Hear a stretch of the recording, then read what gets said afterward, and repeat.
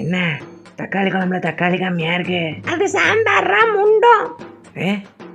சாம்பாரா? அது சரி. பா என்னடா? வயசு 28.